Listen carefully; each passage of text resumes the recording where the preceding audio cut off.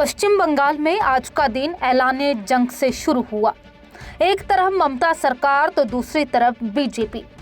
कारण है एसआईआर और इसी के विरोध में टीएमसी का सड़कों पर विरोध प्रदर्शन तो वहीं बीजेपी का शक्ति प्रदर्शन। दरअसल वोटर लिस्ट रिवीजन पर बंगाल में विवाद है। टीएमसी का कहना है भाजपा लोगों में दहशत पैदा कर रही है। ये एसआईआर इशू पे और एक मौत का, अनफॉर्चुनेट मौत का न्यूज आया है। ये एलिगेशन है, ये एसआईआर के लिए वो पूरा टेंशन में थी। उस टेंशन के बाद उसका रिजल्ट एक मैसिव कार्डियक अरेस्ट हो गया। भाजपा जो कर रहे हैं, ये इलेक्शन कमीशन को इन्फ्लुएंस करके जो कर रहे हैं, और इतना लोगों को हम बात दे देंगे, एलिमिनेट कर देंगे, देश के बाहर भेज देंगे, बांग्लादेश भेज देंगे, तो इसका नतीजा ये जो पैनिक वाला पॉलिटिक्स ये भाजपा कर रहे हैं। बिहार के बाद एसआईआर का दूसरा चरण आज से शुरू हो गया है। आज यानी 4 नवंबर से देश में विशेष गहन पुनरीक्षण के दूसरे चरण की शुरुआत हुई है। 9 राज्यों और 3 केंद्र शासित प्रदेशों में यह प्रक्रिया चलेगी। इन राज्यों और 3 केंद्र शासित प्रदेशों में कुल 51 करोड़ मतदाता हैं। अगले साल 7 फरवरी को अंतिम मतदाता चुनावी सूची के प्रकाशन के साथ यह प्रक्रिया पूरी होगी। इलेक्शन कमीशन ने उत्तर प्रदेश से इस कैंपेन की शुरुआत की। इस बार इसका थीम वाक्य है शुद्ध निर्वाचक मजबूत लोकतंत्र। इस अभियान का उद्देश्य वोटर लिस्ट को दुरुस्त करना है। जैसे यदि किसी वोटर की मौत हो चुकी है या वे निर्धारित चुनाव क्षेत्र में पलायन कर चुके हैं या फिर किसी मतदाता के पास 2 वोटर आईडी कार्ड हैं तो उसमें सुधार किया जाएगा। इसके तहत बूथ लेवल अधिकारी माने बीएलओ मतदाता के घर घर जाकर इनुमरेशन फॉर्म बांटने का काम शुरू कर देंगे। संबंधित बीएलओ 3 बार लोगों के घर जाएंगे।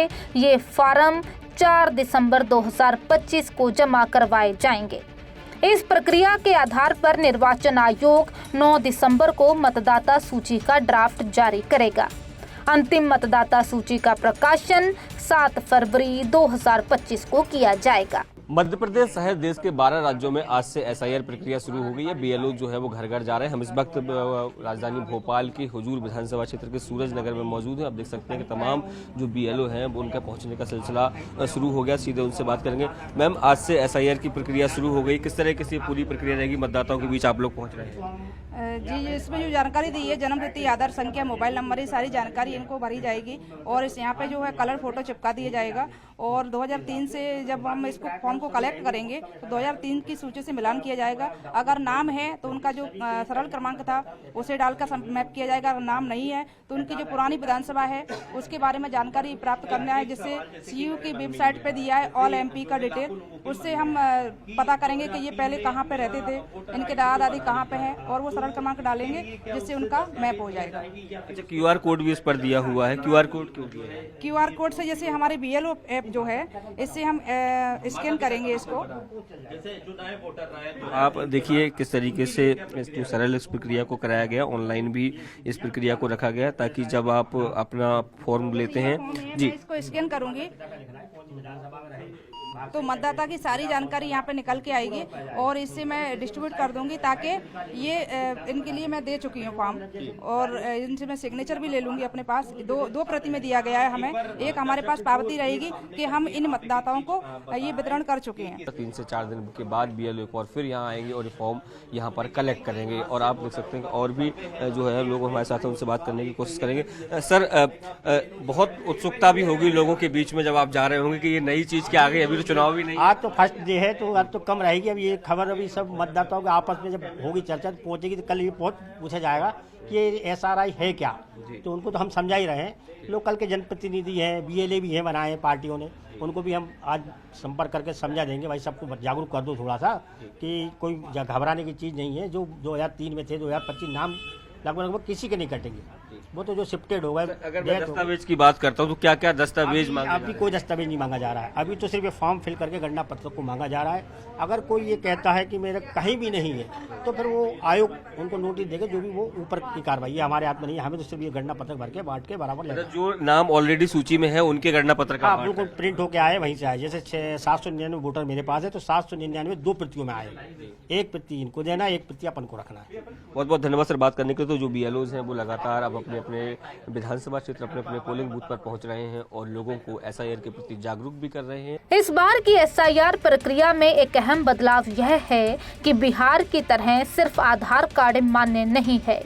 एसआईआर के लिए आयोग ने कुल 13 दस्तावेज जरूरी किए हैं, जिसमें बर्थ सर्टिफिकेट, 10वीं या किसी अन्य परीक्षा का सर्टिफिकेट, पासपोर्ट, सरकारी जमीन और मकान के कागजात, जाति प्रमाण पत्र, मूल निवास प्रमाण पत्र, सरकारी नौकरी का पहचान पत्र या फिर पेंशन पेमेंट ऑर्डर, परिवार रजिस्टर की कॉपी, आधार कार्ड से जुड़ी आयोग की दिशा निर्देश, एनआरसी की एंट्री, 1 जुलाई 1987 से पहले जारी कोई भी पहचान पत्र और सरकार की ओर से जारी भूमि या मकान आवंटन प्रमाण पत्र शामिल हैं।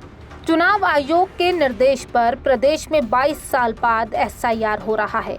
इस बीच तमिलनाडु की सत्तारूढ़ पार्टी डीएमके ने इस पूरी प्रक्रिया को सुप्रीम कोर्ट में चुनौती भी दे दी है।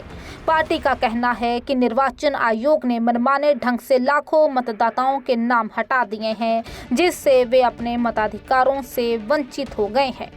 इधर बिहार से जुड़े एसआईआर मामले पर भी सुप्रीम कोर्ट में सुनवाई होगी।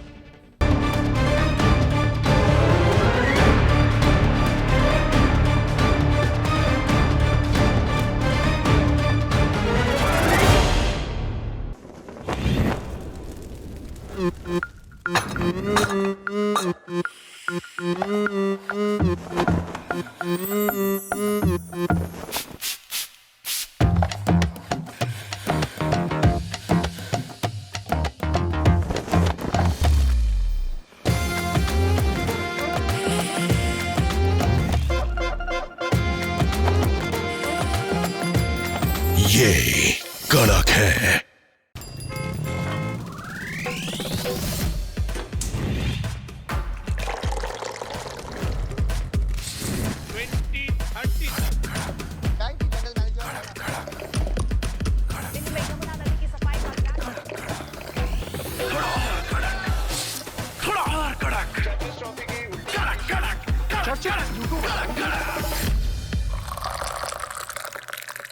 ये कड़क है।